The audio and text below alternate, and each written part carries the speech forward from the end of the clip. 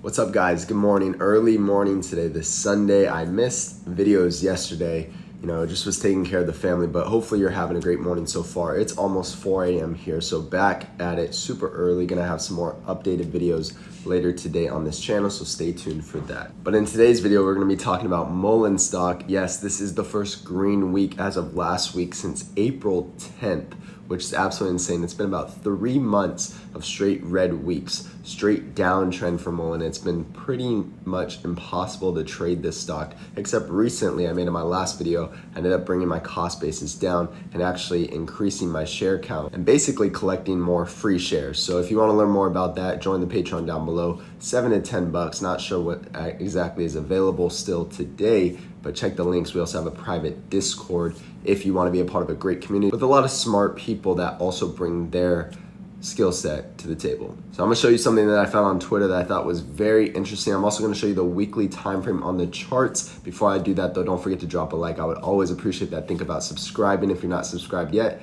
And of course, don't forget to grab your water. Here's mine. I'll have some coffee in a little bit. So as you can see right here, Financial Journey said, just spoke to David about the recent Form 4 and when I can head to Tunica. Things seem to be coming together.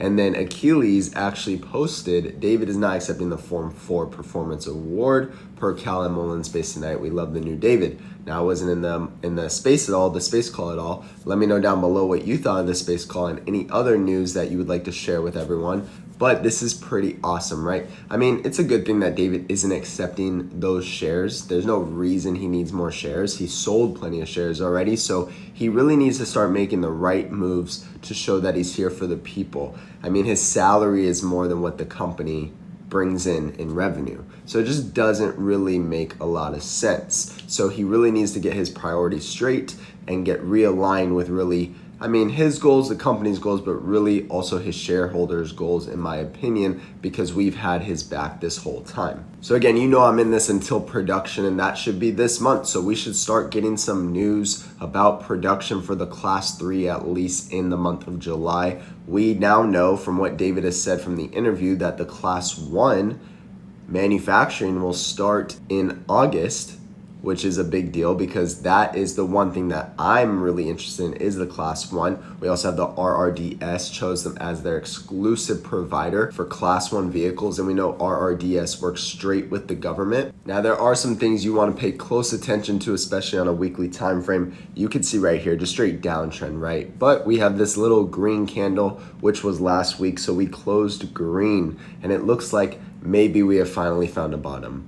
Even though we thought the bottom was way higher than this, and this should have never happened because this is literally like 1 cent pre-split, maybe we found a bottom, okay?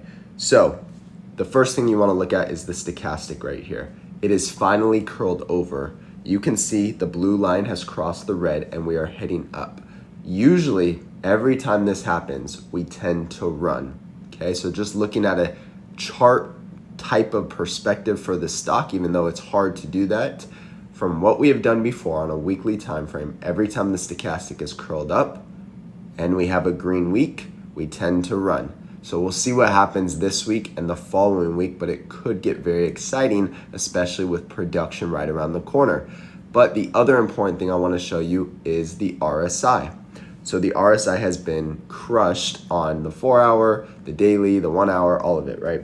Very, very oversold. Well, also on the RSI on the weekly, we're at 30 right now, and that's a very oversold level.